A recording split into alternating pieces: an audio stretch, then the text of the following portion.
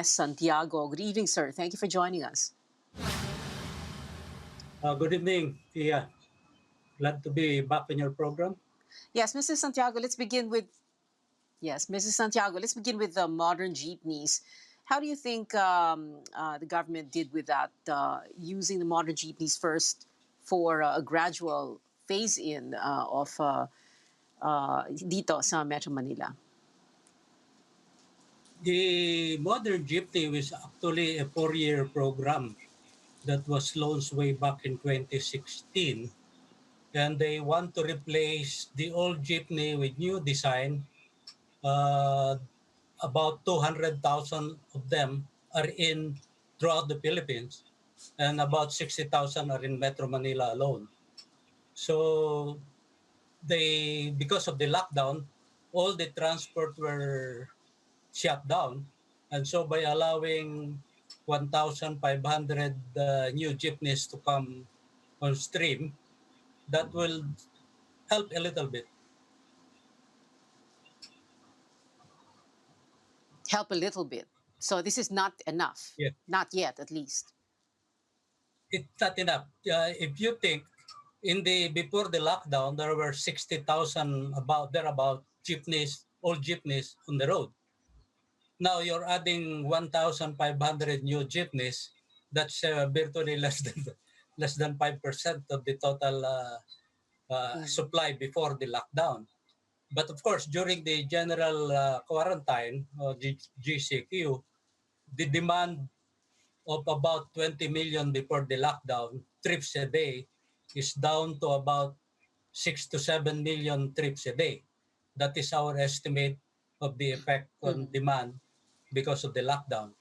But of the 7 million, without the jeepneys, the buses and the jeepneys will only provide no more than 1.5 million trips a day.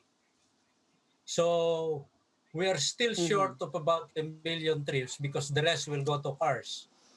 So the buses and the jeepneys are being fielded will not be enough to meet the demand.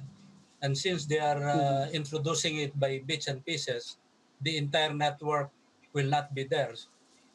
So the interconnectivity will be missing. Well, speaking of buses, Mrs. Santiago, two questions here. No? So you have that ban on provincial buses along EDSA and also along that major thoroughfare. You have these new bus stops on the innermost lane. Are they safe and practical? Is this really the way to go, since this is going to be how, the MMDA envisions the new normal? The EDSA busway on the median lane is a horrible experiment that I think resulted from haphazard thinking. If they taught it properly all the way to completion, that's not the way to go. You need bus stop interconnections along EDSA. Now, the new rationalized bus of LTFRB reduced the number of bus routes from about 90 to 31. One of them is known as the EDSA Carousel. But the busway project of DOTR actually undermined the EDSA Carousel because it's only a section of that EDSA Carousel. And the other bus routes, about 17 of them, the new ones, are feeding into EDSA, will have difficulty on unloading passengers on EDSA because there are no bus stops on the middle that they can unload. So it will take time, even if DOTR or MMDA try their best to put these bus stops in the middle, and nearly impossible on the critical transfer junctions of Cubao and Ortigas. So their experiment is Yeah. a very, what I call amateurish, very incomplete way. So at some point, they will have to abandon the whole project at the cost of taxpayers' money. Okay. At hindi pa natin napag-uusapan, hindi niyo pa nasagot yung portion ng tanong yung tungkol sa provincial bus. Kaya lang, nagmamadali po tayo. Parang sasakyan lang, kulang ang oras. Pero yung motorcycle taxis, ang haba na ng debate, Mr. Santiago, hindi po ba? Kasi wala daw physical distancing, so kailangan merong measures or protocols for that. At the same time, bike lanes, because sa ini-envision ng new normal, kailangan daw yung ibang tao magbisikleta na lang, ano? So in a very brief, hopefully a brief explanation to us, how are we going to resolve these? We need those motorcycles. There are people who only have motorcycles. There are people who will only take angkas, for example. We also need people to be safe on their bicycles. What do we do? I think they should allow the motorcycles, even the angkas and so on, because these are open air. The wind ventilation will actually dissipate any virus that is on board of one of the passengers, or the passengers or the driver. The Mm-hmm. helmet will help protection, but the dissipation of the wind Right. will make it safer than on the jeepneys.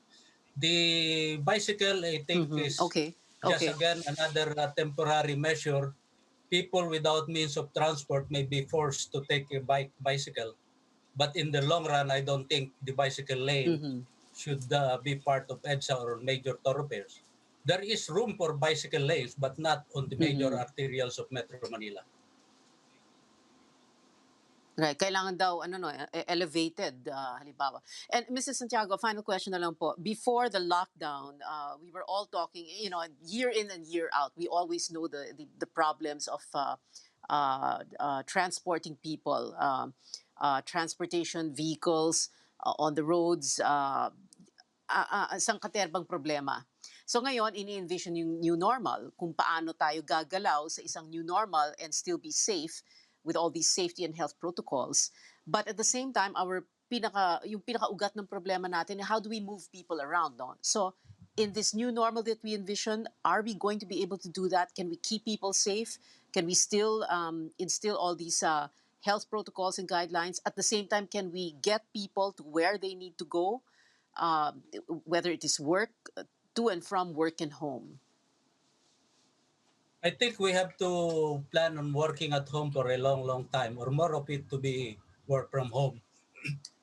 Uh, Even if you put back all the 60,000 jeepneys and 8,000 buses in Metro Manila, with the restrictions of 50% load, you will cut in half the supply in effect.